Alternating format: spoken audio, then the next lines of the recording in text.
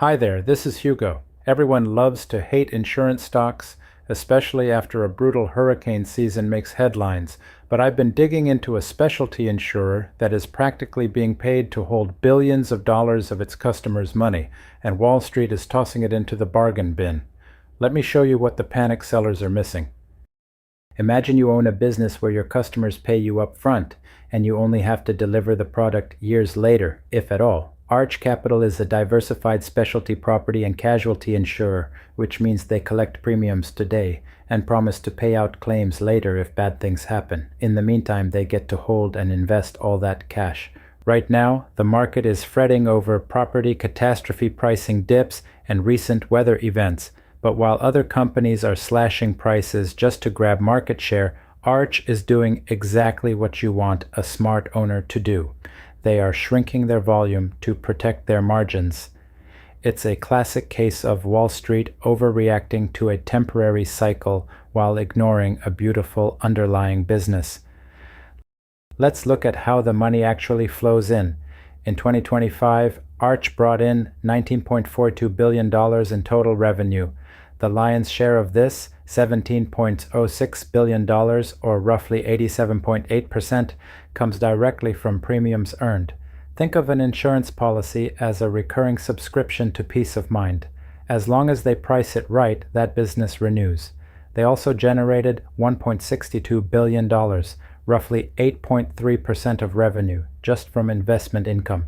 The remaining 3.9%, about $735 million, comes from realized gains and other income. Here is why this business model is so special. In a normal manufacturing company, you have to pour millions back into physical machinery just to stay alive. Not here. Arch's capital expenditures in 2025 were a minuscule $44 million. That is incredibly capital light. Their growth requires brainpower and disciplined underwriting, not physical steel. To put the size of this fortress in perspective, Arch sits at a market cap of $34.27 billion, with 356.27 million shares outstanding, operating squarely in the financial services sector. When you look at a business like this, you have to ask what could kill it. 3 real risks keep investors up at night. First, climate catastrophes, the fear that one bad hurricane season blows up the balance sheet. Second, insurtech disruption, the fear that slick apps like Lemonade steal the lunch. Third, regulatory capital rules, the fear that stricter solvency standards trap their capital. Let's walk through each one. The market's current fear is driven by recent headlines. We saw a brutal 2024 hurricane season cause $50 billion in global damages. People are terrified that storms will bankrupt insurers. They also worry that tech companies like Lemonade will steal their customers, or that regulators will force them to hold more capital.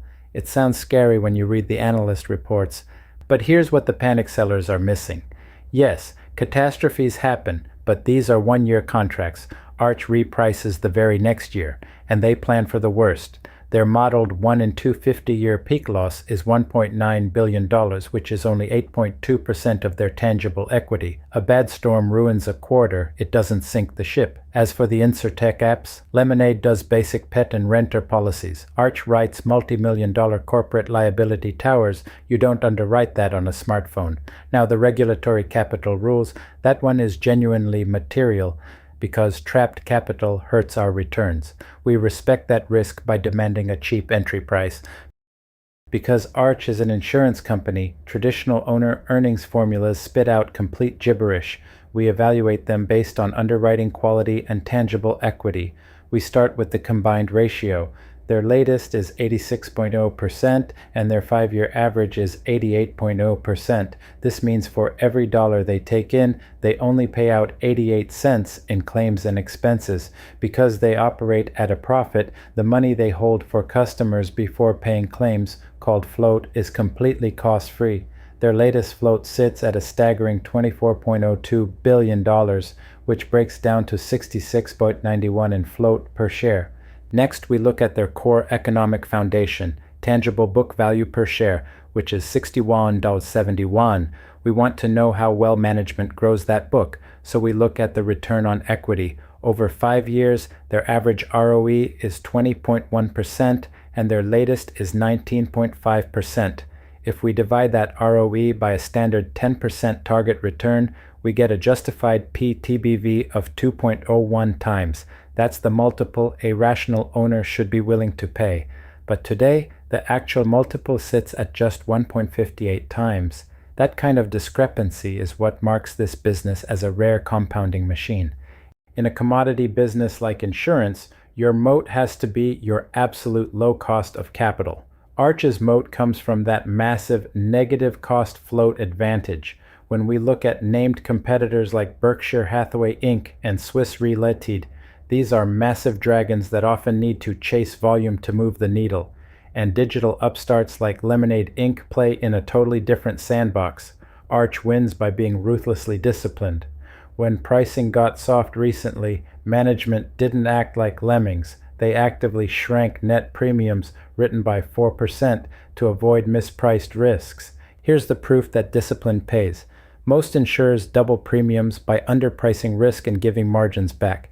Arch doubled revenue from $9.49 billion to $19.42 billion, while operating margins actually expanded from 20.65% to 24.46%. That's pricing power, not growth at any cost. And their 5-year average return on equity sits at 20.1%, roughly double the property and casualty industry average. They aren't writing more business, they're writing better business. Now, we don't get Graham-style asset protection here. This isn't a liquidated bargain with no downside risk. While they have $47.4 billion in high-quality investments, those assets are heavily encumbered by insurance reserves and policy claims. We are paying a premium for a compounding machine's earning power, not a cigar butt. What I love most is how management treats our money. Over the trailing 12 months, share repurchases totaled $1.89 billion. They are aggressively eating their own cooking, retiring their own stock at a discount to intrinsic value.